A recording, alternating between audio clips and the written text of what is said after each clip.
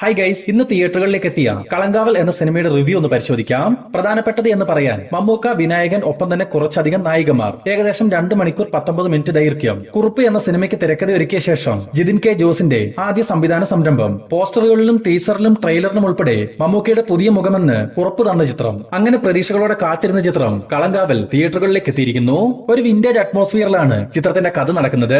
2010കളുടെ തുടക്കത്തിൽ കോട്ടായിക്കോണം എന്ന ഗ്രാമത്തിൽ ഒരു ദുരൂഹ മരണത്തെ തുടർന്ന് കേരള പോലീസ് നടത്തുന്ന പതിവ് അന്വേഷണം. എന്നാൽ അവിടുന്ന് തുടങ്ങുന്ന അപ്രതീക്ഷിത വഴിത്തിരിവുകൾ നിസ്സാരമെന്ന് തോന്നുന്ന സൂചനകൾ ചെന്ന് നിൽക്കുന്നത് നിരവധി ദുരൂഹമായ കേസുകളിലേക്ക്. തുടർന്ന് കഥയിൽ നടക്കുന്ന വഴിത്തിരിവുകളും. ആരാണ് ഈ കൊലയാളി? എന്തിനാണ് അയാൾ ഇതൊക്കെ ചെയ്യുന്നത്? പിന്നീട് ആ ഒരു കില്ലർക്ക് എന്ത് സംഭവിച്ചു? ഇതിനെല്ലാമുള്ള ഉത്തരമാണ് കളങ്കാവൽ എന്ന ഈ ചിത്രം പറയുന്നത്.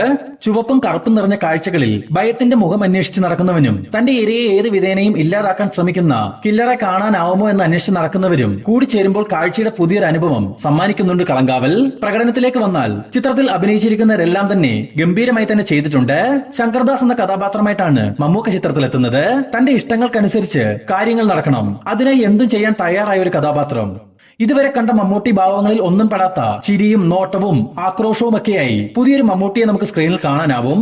പക്ഷെ എത്ര നേരം കാണാനാവുമെന്നതും സിനിമ തുടങ്ങി എപ്പോൾ മുതൽ കാണാനാവുമെന്നതും നിങ്ങൾ സിനിമ കണ്ടു തന്നെ അറിയുക.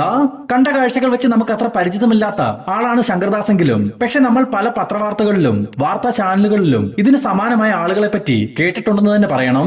എന്തായാലും മമ്മൂക്ക ആ കഥാപാത്രത്തിൽ അങ്ങ് ജീവിച്ചു എന്ന് തന്നെ പറയാം. ചില മൊമെന്റ്സിലൊക്കെ ആ ഒരു ഭീകരത നമുക്ക് അനുഭവിച്ചറിയാനും സാധിക്കും.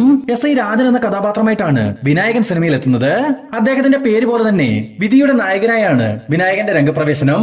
ഉറപ്പിച്ചു പറയാം, അദ്ദേഹം ഇതുവരെ ചെയ്തിട്ടില്ലാത്ത രീതിയിലുള്ള ഒരു കിടിലൻ പെർഫോമൻസ് ആണ് ഇതെന്ന്. ആ കഥാപാത്രത്തിന് വേണ്ട ബോഡി ലാംഗ്വേജും അച്ചടക്കവും മിതത്വവും ഒക്കെ കൃത്യമായി സിനിമയിൽ കൊണ്ടുവന്നിട്ടുണ്ട്. സിനിമയുടെ ഓരോ ഘട്ടം കഴിയുമ്പോഴും അന്വേഷണം തീവ്രമാകുന്നതിനൊപ്പം തന്നെ ആ കഥാപാത്രത്തിന്റെ തീവ്രത വർദ്ധിച്ചു വരുന്നതും ഗംഭീരമായാണ് വിനായകൻ ചെയ്തിരിക്കുന്നത്. അതെല്ലാം നമുക്ക് കൺവിൻസിംഗ് ആയി. ആ കഥാപാത്രത്തിനൊപ്പമുള്ള യാത്ര പ്രേക്ഷകർക്ക് സാധ്യമാവുന്നുമുണ്ട്. വിനായകൻ കഴിഞ്ഞാൽ പിന്നെ എടുത്തു പറയേണ്ട കഥാപാത്രം ജിബിൻ ഗോപിനാഥിന്റേതാണ്. ആനന്ദ് എന്ന കഥാപാത്രമായിട്ടാണ് ജിബിൻ ചിത്രത്തിലെത്തുന്നത്. വളരെ ചുരുങ്ങിയ ഒരു കഥാപാത്രമാണെങ്കിൽ കൂടി സിനിമയുടെ റിയാലിറ്റിക്ക് ആ ഒരു കഥാപാത്രം നൽകുന്ന പങ്ക് വളരെ വലുതാണ്. പിന്നെ ഇവരെ കൂടാതെ നിങ്ങൾക്ക് അറിയാവുന്നതും അറിയാത്തതുമായ നിരവധി സ്ത്രീ കഥാപാത്രങ്ങൾ കളങ്കാവലിൽ എത്തുന്നുണ്ട്. അവരെല്ലാം തന്നെ മികച്ചൊരു പെർഫോമൻസ് ആണ് സിനിമയിൽ കാഴ്ചവെച്ചിട്ടുള്ളതും. ഇതിൽ ചിലരെ പറ്റി എടുത്തു പറയണമെന്നുണ്ട്, പക്ഷെ അത് പറഞ്ഞാൽ ചിലപ്പോൾ സ്പോയിലർ ആവാൻ സാധ്യത ഉള്ളതിനാൽ തന്നെ പറയുന്നില്ല. ആകെ മൊത്തത്തിൽ എനിക്ക് ഈ ഒരു സിനിമ കുറച്ചധികം പോസിറ്റീവ്സും ചില നെഗറ്റീവ് അനുഭവമാണ് സമ്മാനിച്ചിട്ടുള്ളത്. ടോട്ടലി ഒരു ഡീസന്റ് വാച്ച് സിനിമ, അതാണ് കളങ്കാവൽ. പ്രകടനത്തിന് പുറമെയുള്ള പോസിറ്റീവ് വശങ്ങൾ പരിശോധിക്കുകയാണെങ്കിൽ ഒന്നാമത്തെ പോസിറ്റീവ് ജിതിൻ കെ ജോസിന്റെ സംവിധാന മികവ് തന്നെ. അധികം ലൗഡ് അല്ലാതെ വളരെ ഗ്രൗണ്ടഡ് ആയിട്ടാണ് ഈ ഒരു സിനിമ അണിയിച്ചൊരുക്കിയിരിക്കുന്നത്. അതിനാൽ തന്നെ കഥയുടെ വഴിത്തിരിവുകളും മൊമെന്റ്സും ഒക്കെ കൃത്യമായി പ്രേക്ഷകരിലേക്ക് എത്താൻ സഹായിച്ചിട്ടുമുണ്ട്. രണ്ടാമത്തെ പോസിറ്റീവ് മുജീബ് മജീദിന്റെ മ്യൂസിക്. അത് ഈ സിനിമയുടെ ആത്മാവാണ്. മലയാളം മാത്രമല്ല, തമിഴിലും ഫോക്കിലും ഫോക്ലോറിലും എല്ലാം മിക്സ് ചെയ്ത ഒരു കൾട്ട് ക്ലാസിക് മ്യൂസിക് ആണ് മുജീബ് മജീദ് കളങ്കാവലിനെ ഒരുക്കിയിട്ടുള്ളത്.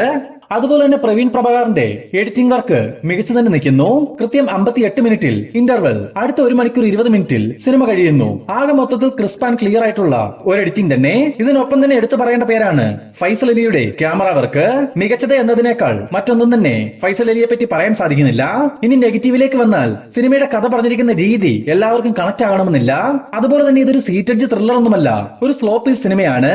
അതിനാൽ തന്നെ കുറച്ച് ക്ഷമയുള്ളവർക്ക് ഇതൊക്കെ ഒരു നെഗറ്റീവ് ആവാൻ സാധ്യതയുമില്ല.